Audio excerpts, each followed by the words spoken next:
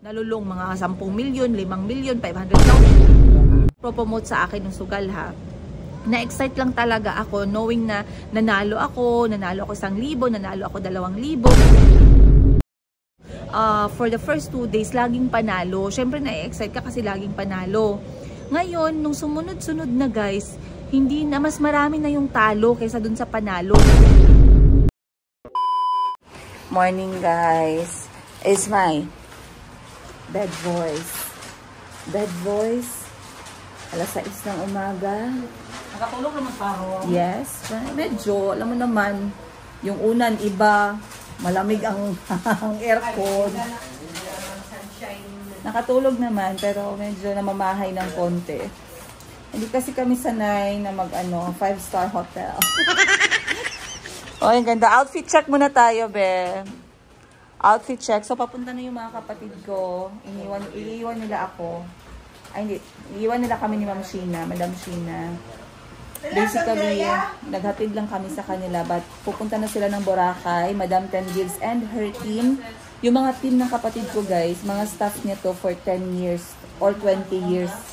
Mga senior citizen na sila. Dito pa sila natatrabaho sa tindahan ng Madam Ten Gibbs. Ayan. Mamaya ka na maningil ng utang, dear. Ano ba yan? Utang na kapila unod. Kasi kulang po ito. Ganda ng outfitan ni Madam Ten Gibbs. Wow! Ready na siya sa Boracay. Ano ngayon? Itinerary niyo? Boracay first day mag-sunset kami. Sunset agad bagong dating sunset. Everybody yan yung first bucket list ng mga tao doon. Ang ganda ng outfit niya, guys. Parang medieval princess.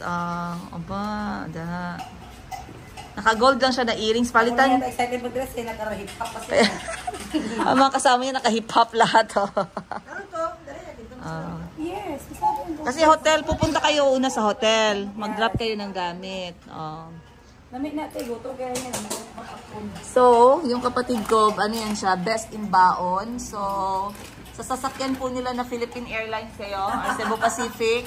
Bigyan namin lahat ng passenger. Marami yan. Oo, kasama kayo sa hotdog na baon. Pakipasa na lang. Get one and pass. Get one and pass, guys.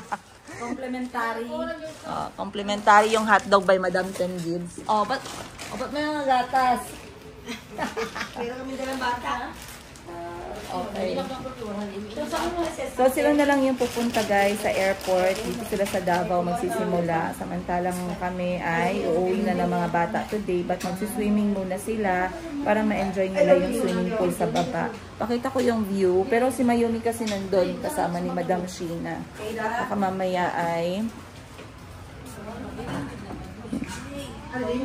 sa labas. Maliit yan eh, mga lighter, bawal ang lighter. A few. Bye guys, magsulat kayo pagdating nyo sa Italy. Ang layo naman ang pupuntahan ninyong bansa.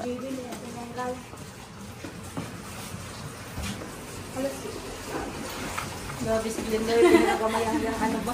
Maning kamot kayo, wala kayong mga nanay dito. Hindi tayo kay walang mami. Sa kasalanan niyo yan, maggala-gala kayo. Simulan nyo na yung pagod. Sorry mami, maglaag lang kami. Kaninong sandasas yan? Ba, lahat may maleta Napay tag lagi na Renz. Ha? Napay tag. Ay saba din, tag-1 name ba yan eh? Tagalin mo yung ano dyan. Magkano? Sabi niya 2,300 yan madam. Ha? 2,300 yan? 23 pesos. Be, sutapit ano wala. Yeah. Wow, yeah. Shout out nga pala. May nagpa-shout out, may nag-comment kagabi sa video natin. Nagpa-shout out, sino yun? Si Yari Chin. I-shout out mo na dali. Hello Chin, shout out daw from Tenderas, Africa. Okay. Chin, Chin. shout out sa'yo. Kaya itong ano, 360 be. It's your good hands. Bye. Bye, enjoy. Bye, Joy.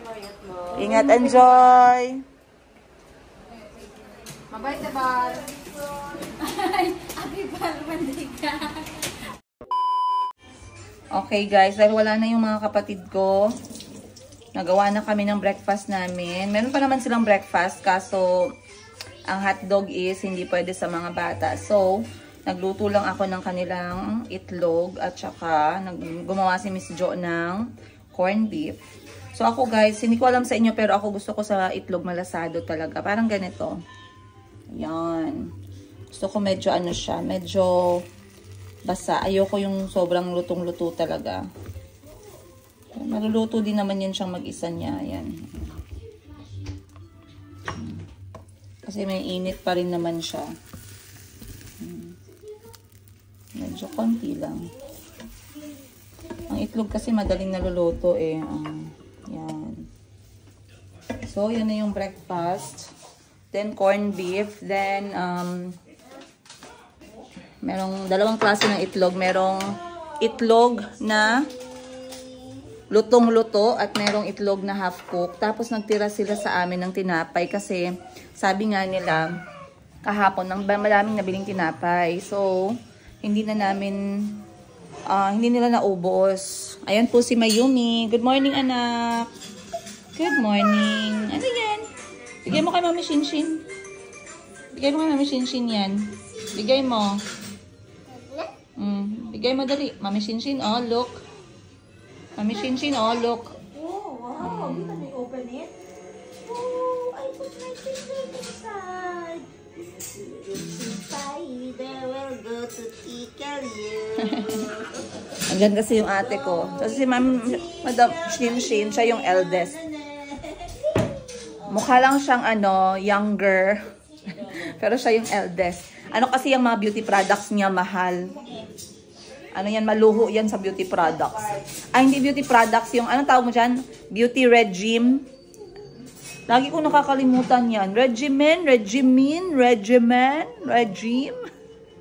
Ewan ko sa inyo.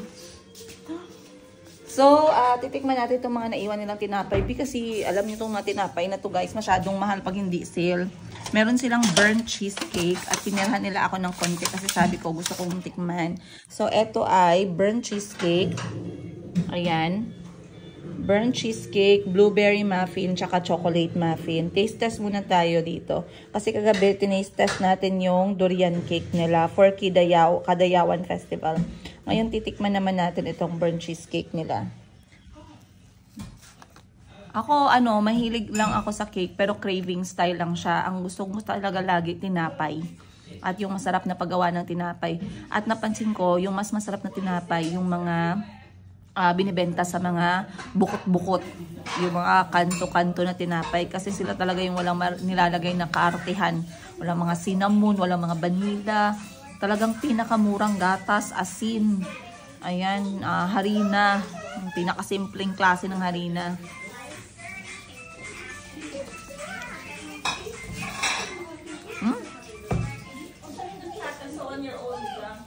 What? Okay. So, ang burnt cheesecake nila, hindi matamis. So, hindi siya madaling nakakaumay. Good. Yung sa taas niya na part, para siyang nasunog. Kaya nga, burnt cheesecake, parang sunog yung kanyang pinaka-top na part niya o yung kanyang flan. Pero yung kanyang cake,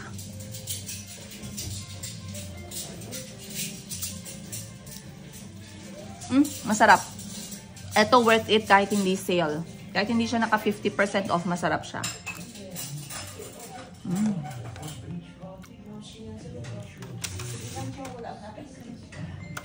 And then, bumili kami ng carrot loaf. Ito dadalhin kay mama, pasalubong para kay mama namin. So, dadalhin namin to ni Madam Sheena pa uwi. Then, itong iba kakainin namin kasi talaga, masasayang. Yung mga bata kakain din mamaya after swimming. So, mag-breakfast na ako mauna guys kasi kukunin ko na yung mga anak ko sa taas at natutulog po sila. Mamaya gigisingin natin ng sabay-sabay.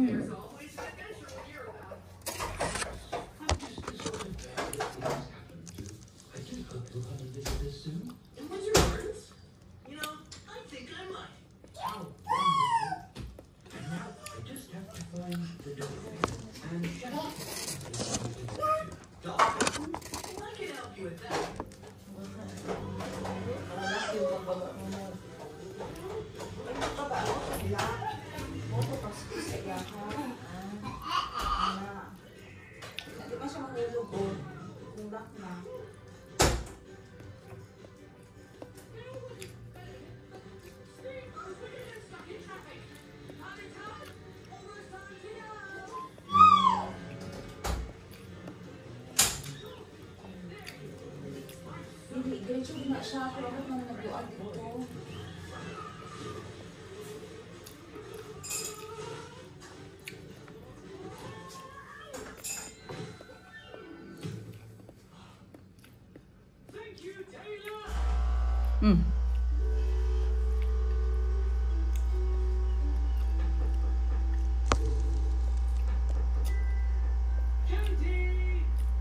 Wala na gano'n.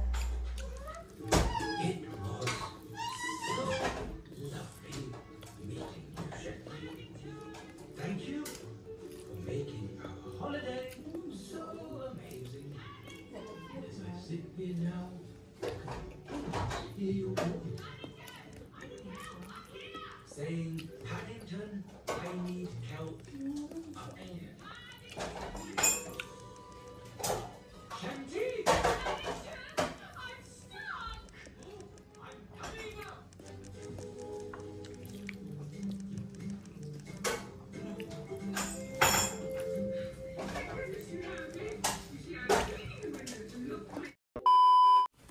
Okay. So anyway guys, nakita ko nga pala yung recent na posting or balita na lahat ng mga online gambling platform at saka lahat ng mga nagpo-promote ng online games, online gambling, online sugal ay medyo napahamak yung kanilang mga platforms. Hindi ko lang alam kung ano yung severity or kung ano ang ginawa nila. Pero I do remember kasi may nagtanong, may nag-comment sa akin about dun sa buhay ko as vlogger, ano yung perks. Pag meron daw mag-message sa akin at mag-offer, let's say ng 200,000 pataas na amount, no? Para mag-promote ako ng online sugal, tatanggapin ko ba daw knowing na ako ay single nanay, 4 yung mga anak ko, at 0 support sa tatay. So gusto kong pag-usapan natin yan kasi, wait lang. Mag-swimming kayo with morning? Yeah. Money left.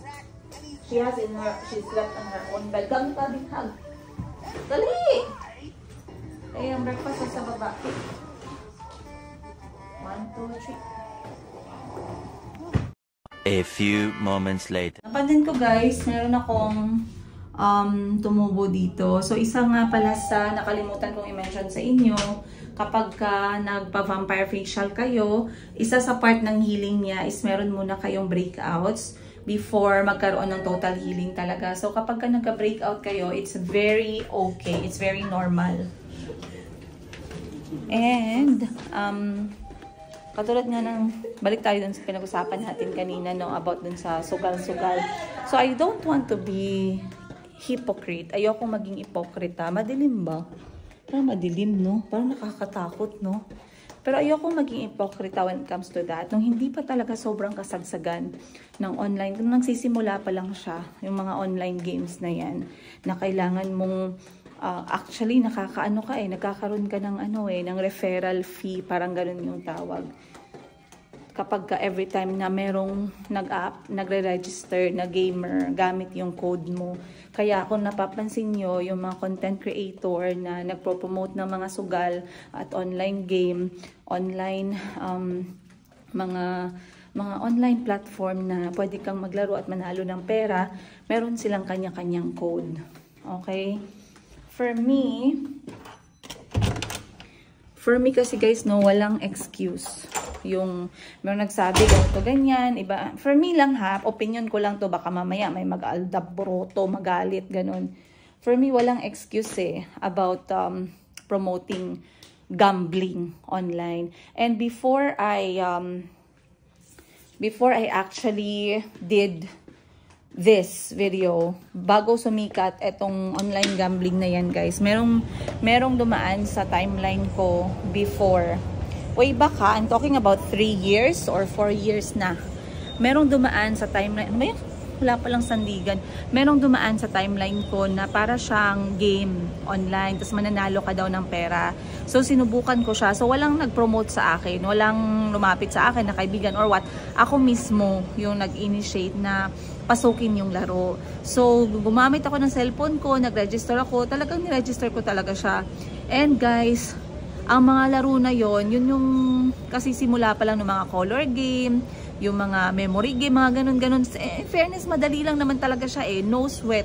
Actually, para kang hindi naglalaro parang kontrolado yung laro behind the scenes. Parang may nagko-control. So, sinimulan ko yung laro. Unang-una guys, tag 50-50 pesos lang, 100 pesos lang. Tapos nananalo ako ng mga 4,500, 5,000. And then, hindi ko namalayan. In just, ganun kasi ang starting niya, una, kinakabahan ka. Tapos, na-excite ka na. Tapos, yung adrenaline mo. Tapos, hindi ka na makakatulog kasi na-excite ka. So, let me just tell you na hindi to grabe. Hindi ako nakatulad ng iba na nalulong mga 10 milyon, 5 milyon, 500,000, 200. Hindi naman umabot sa ganun, guys. Kasi ako, madali akong mag-say no sa mga bagay na alam kong pwede akong malulong or pwede kasira ng aking budget, na maapektuhan yung aking personal na, alam niyo yun, finances. So, very important sa akin yun. Kaya, na-recognize ko siya early on. Again, walang nagpo-promote sa akin ng sugal ha. Na-excite lang talaga ako knowing na nanalo ako 1,000, nanalo ako 2,000. And then, yung una-una, siguro mga first few games ko, for the first 2 days, laging panalo. Syempre, na-excite ka kasi laging panalo. Ngayon, nung sumunod-sunod na guys, hindi na, mas marami na yung talo kaysa dun sa panalo. Pero yun kasi yung nabibuild dun yung excitement, yung adrenaline rush mo na baka manalo ka o di bali mananalo ako sa next one, paano pag nanalo ako sa next one, ganun. So basically, to make the long story short, siguro ang total na panalunan ko mga 5,000. And then, ang total na natalo sa akin, siguro mga more than 5,000, mga 6,000, 7,000. Doon ko napansin na, etong laro na to, binibilog yung ulo ko. Doon ko napansin. So, parang hindi ako umabot ng 1 week, guys. Parang 3 days lang. Kasi wala din naman talaga akong pera para dyan. So, nung mga panahon na yon, kapag nakikita ko may 50, may 100, tinataya ko siya, nilalaro ko siya. And then, nananalo ako. Pero katulad ng sinabi ko, early on ko na napansin na talagang mas malaki yung talo kaysa sa panalo. Okay? If I really did promote the game, I did promote the game, pero hindi ako nag-promote sa social media. Kasi during that time, hindi pa naman talaga ako, nagpa-vlog na ako, pero hindi pa malaki yung aking following. So, I was actually promoting that game sa mga kapatid ko lang talaga na-excite ako, guys, nanalo ako 1,500, siniscreenshot ko sa kanila, 2,000. Sige na, mag-ano na kayo, magpasok na kayo sa laro na to, gamitin niyo yung code ko, ganun. And then, nung after 3 days na, nung napansin ko na yung sistema ng laro, diniscourage ko din sila. Sabi ko, wag nyo na ituloy, kaya mas malaki pa yung talo ninyo kaysa sa panalo ninyo. So, yan yung sinasabi ko sa kanila. So, hindi ayoko magpaka-ipokrita. Yun yung gusto ko i-story sa inyo, na hindi ko sinubukan. Actually, I did try that. And, nung sumikat pala ako sa vlogging, nung malaki na yung following ko, biglaan, dun nasa Uganda pa lang ako, guys. Ang daming nag-message sa akin talaga na magpa-promote ng sugal. Sobrang dami. Ma'am, ako po si Nico. Inaalok po namin kayo na mag-promote nitong larong to. And babayaran po namin kayo sa kahit na ilang seconds lang daw, parang 30 seconds lang daw na ipopromote yung laro na yun. Babayaran daw nila ako, guys. Umabot ng 100,000, 200,000, ganun ang mga offer. Kahit na ngayon, meron akong mga nare-receive na mga ganyan. Pero, yun yung ano dun kasi nakita ko yung style niya. Actually, hindi siya nakakatulong. Hindi talaga siya makakatulong, guys. Kaya kayo, kung hindi nyo pa nasubukan, huwag nyo nang subukan. Kung may nakikita man kayo, kakilala man kayo na naglalaro at sinasabi nila na nanalo kayo, guys, sinasabi lang nila yung panalo nila, pero hindi nila pinapakita yung talo nila. And, let me tell you what, I would even say that napakalaki ng tsansa na pinapakita nila yung panalo nila, let's say 10,000, 15,000, kasi naman, yun din yung mga moment na pinipili nilang i-upload, pero hindi nila pinapakita, guys, yung talo nila. Kasi kung napanood ninyo yung vlog ni Pacheco, ni Miss Pacheco, talagang sobrang relate ako sa kanya. Though hindi ako relate dun sa amount na nawala sa kanya kasi nagkautang-utang, no? Pati daw yung kapatid ni Wamos, nagkautang-utang dahil nalulung dyan. Kasi nga, para makapag-promote ka ng laro, kailangan mong sabihin na nananalo ka. Kapag nakapag-promote ka ng laro, kapag pinomote mo yung laro, kailangan mong sabihin na very promising talaga yung laro. Syempre, hindi mo mapapakita yung talo mo. Ipapakita mo lang yung panalo mo. Okay? Kasi kailangan nilang mag-engganyo ng tao para mas marami yung mabigyan ng code nila. At the same time, bayad po sila ng mga game developer. Pero sa totoo niyan guys, behind the scenes nun, meron na naglalaro sa utak ng kada player. Eto maganda to, malaki yung taya nito, laruin natin to. Alam nila kung paano paganahan or i-up yung, alam nyo yun, bigyan ng parang adrenaline rush. Kasi if you would like to really watch how these things work, online gambling, online gaming, to the point na marami talaga ngayon, hindi lang mga sikat na mga tao, kahit yung mga tao na mga ano lang guys, mga konti lang or normal lang yung mga trabaho nila, nalululong at maraming utang, nabebenta yung mga gamit nila. Dahil nga, ang target naman talaga ng mga online gaming at online sugal, wala silang pakialam kung anong estado mo sa buhay. Ang pakialam nila is meron palaging maglaro. Kasi alam nila, kasi hindi nila babayaran yung magpropromote ng sugal eh. Hindi ka nila babayaran ng ganun kalaking halaga kung alam nilang lugi sila. Okay? Kaya naku kayo, mag-ingat talaga kayo. Kahit gaano pa kasikat yung nagpropromote ng sugal dyan, at least if you really cannot stop yourself, play what you are willing to lose. Okay? Or kung alam niyo na weak kayo sa pag-ibig, weak kayo sa relationship, weak kayo sa manloloko ninyo na boyfriend, wag na kayong pumasok sa mga ganyan kasi weak kayo eh. Madali kayong ma-addict, madali kayong mapasubo, madali kayong mauto. Alright? At some point nauuto tayo, pero at some point nagigising tayo sa katotohanan. Paano pag nagising ka, huli na? Alright? So, yun yung sinasabi ko sa inyo guys about dyan sa online gaming na yan. Mabuti na lang ako, meron akong disiplina talaga sa sarili ko na konti lang talaga yung nangyari. Para mga 3 days lang or 5 days lang and then hindi na ako pumasok ulit. Kaya kahit anong klaseng online gaming pang ialok sa akin, kahit mga kaibigan ko pa whatnot, there's no such thing as an easy money. Sa experience ko na to guys, as a normal na tao na kilala ninyo na nabubuhay lang pang araw-araw para sa mga anak ko, nagtatrabaho, mayroon akong itong content creating ko, I would say na sa 36 na ano ko guys, 36 years na nabuhay ako, lahat ng source of income ko na sinasabi natin na easy money, lahat po yan mas malaki yung losses kesa dun sa perang nakuha mo. So, wag na wag kayong maniwala, wag na wag kayong magpadala.